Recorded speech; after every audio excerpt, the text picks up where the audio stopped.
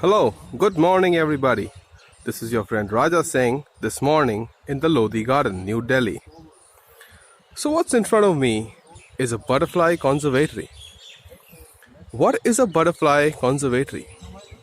Now, like all the other species which can be preserved in a national park or a sanctuary, butterflies need these special structures called a conservatory structure in which butterflies are conserved. They are first given the ideal atmosphere for them to breed. Now, how do you make sure that the butterfly would use a particular place as its conservatory? How do you make sure it would come there? The answer lies in providing the right kind of atmosphere. So here, as you see around, there is water, the right shade, and the right kind of flowers and plants that are needed which attract the butterflies. So here, as we see, there are certain species of plants and a kind of a mini lake, a kind of a small puddle basically, which is used to attract the butterflies so that they breed right here. Now, as we see this, we're going to have a look at a small little lotus pond right here.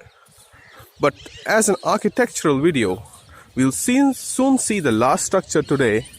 That is a small mosque, which is a Rajputana style mosque.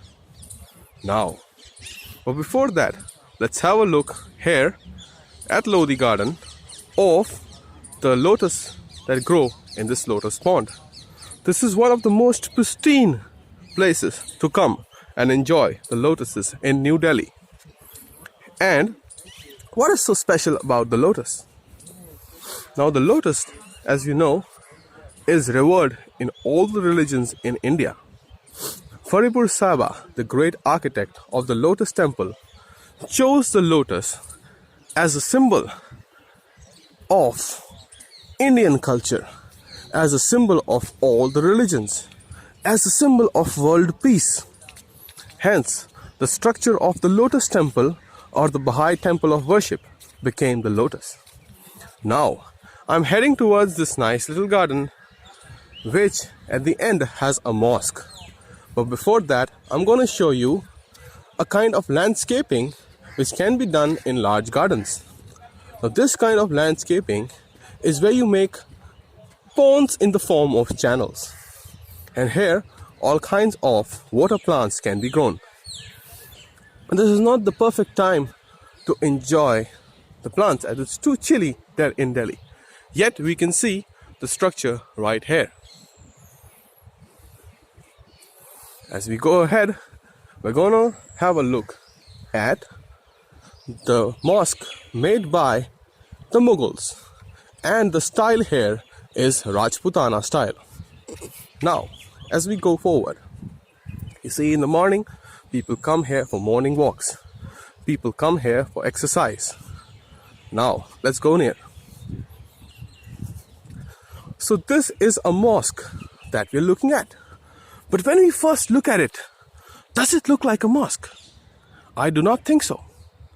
It looks more like a Rajputana Haveli. It more likes the palace in which a queen of Rajasthan would have stayed.